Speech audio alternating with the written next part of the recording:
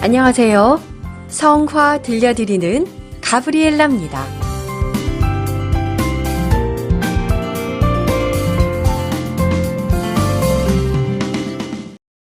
할렐루야. 주님께서 참으로 부활하셨습니다. 할렐루야.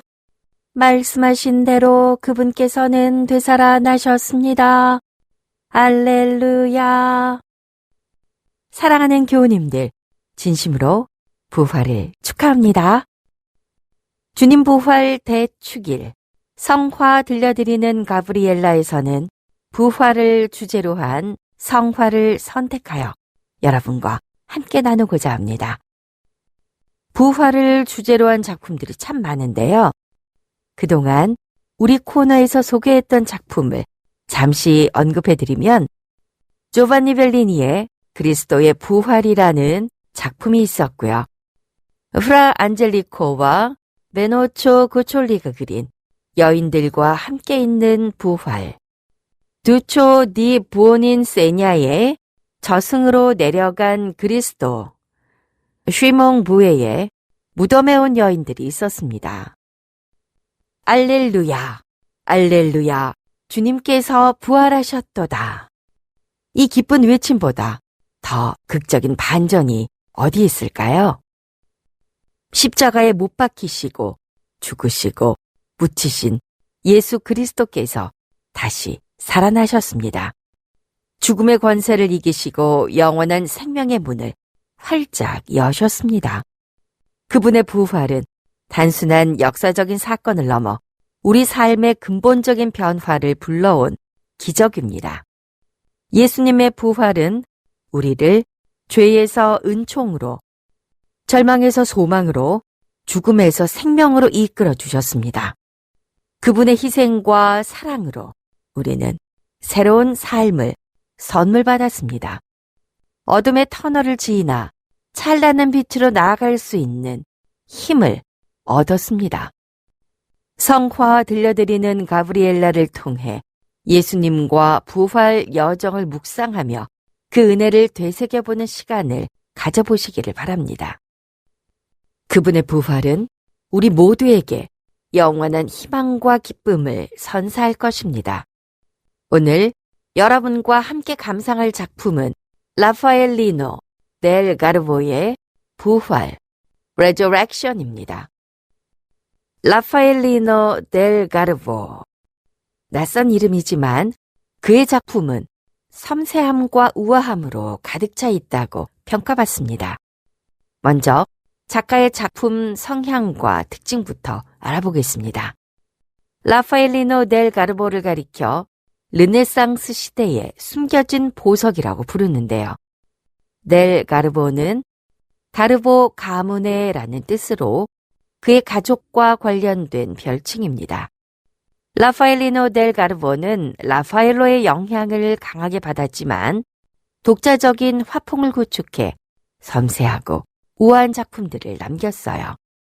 하지만 라파엘로만큼 유명하지는 않아 상대적으로 덜 알려진 작가입니다.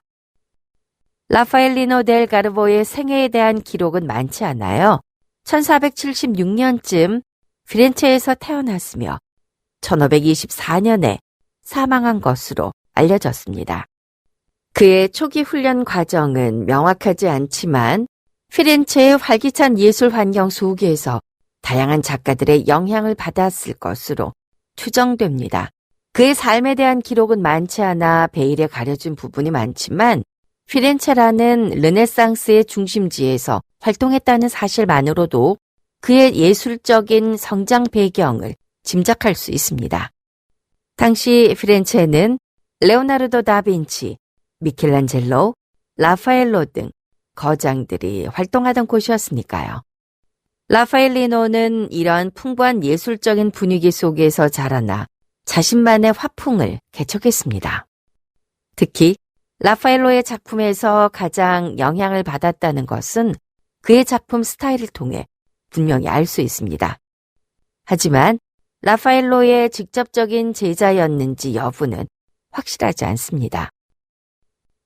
라파엘리노 델 가르보의 작품은 주로 종교화, 특히 성모자를 주제로 한 작품이 많아요. 그의 작품에서 두드러지는 점은 다음과 같습니다. 라파엘로의 작품에서 보이는 우아함, 조화로움, 균형 잡힌 구도 등을 그대로 계승하고 있습니다. 인물들의 표정과 자세는 온화하고 평화로운 분위기를 자아내는데요. 인물의 표정, 옷의 주름, 배경의 디테일 등을 매우 섬세하게 묘사하는 것이 특징입니다. 섬세한 분놀림과 정교한 기법은 그의 뛰어난 기량을 보여주는데요. 밝고 부드러운 색채를 사용해 온화하고 평화로운 분위기를 연출합니다. 색채의 조화와 배합은 아주 세련됐어요. 라파엘로의 웅장한 작품들과는 달리 라파엘리노 델 가르보의 작품들은 대부분 소규모 작품입니다. 하지만 작은 크기 속에서도 섬세한 묘사와 세련된 구도를 통해 강렬한 인상을 줍니다. 라파엘리노 델 가르보는 라파엘로의 화풍을 계승하면서도 자신만의 독특한 스타일을 구축했는데요. 라파엘로의 그늘에 가려져 그의 작품들은 충분한 평가를 받지 못했다는 아쉬움이 있습니다. 현재 라파엘리노 델 가르보의 작품들은 주로 피렌체와 그 주변 지역의 교회와 미술관에 소장되어 있습니다. 자, 이제 라파엘리노 델 가르보의 부활을 자세히 들여다볼까요? 부활은 예수 그리스도의 부활 장면을 묘사한 작품입니다. 하지만 일반적인 부활 그림과는 다르게 극적인 연출보다는 차분하고 경건한 분위기를 강조하고 있습니다. 무덤에서 일어서는 예수님의 모습은 웅장함보다는 온화함과 평화로움으로 표현되어 있어요.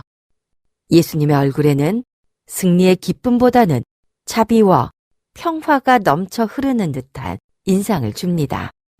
주변 인물들의 표정과 자세 역시 극적인 동작보다는 경외감과 경건함으로 가득 차 있는 것을 눈으로 볼 수 있어요. 특히 앞서 말씀드린 라파엘리노 델 가르보의 작품 특징인 섬세한 묘사가 이 부활에서 빛을 발하는 것을 확인할 수 있습니다.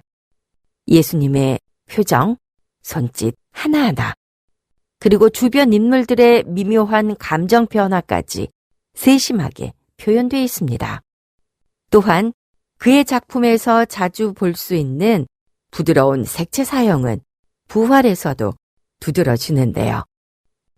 밝고 차분한 색감은 신성함과 평화로움을 강조하며 전체적으로 온화하고 차분한 분위기를 조성합니다. 인물들의 배치와 구도 역시 매우 균형 잡혀 있기 때문에 보는 사람들에게 평화와 안정감을 주고 있어요. 이것은 단순한 종교화를 넘어 예수 그리스도의 부활이 가진 평화와 구원의 메시지를 효과적으로 전달하는 방식입니다. 주님 부활 대축일을 맞아 여러분은 그리스도와 함께 다시 살아나셨습니다. 이전과 달리 저 위에 있는 것을 추구하는 삶을 살아야 하겠지요. 저 위에 있는 것을 추구하는 삶을 살아가기 위해서는 자신을 돌아보게 만드는 영적인 장치가 꼭 필요하지 않을까요? 어떤 신부님께서 나를 돌아보게 만드는 영적인 장치로 3가지를 꼽으셨습니다. 그것은 바로 첫 번째, 거울, 2번째, 시계, 3번째, 창문인데요. 이 3가지는 평범한 일상의 사물들이지만 우리 신앙 생활에 깊은 의미를 부여할 수 있습니다. 먼저 거울입니다. 거울은 우리의 모습을 비추듯 율법은 우리의 죄를 드러냅니다. 하지만 거울이 얼굴을 닦아주지는 않듯 율법은 죄를 씻어주지 못합니다.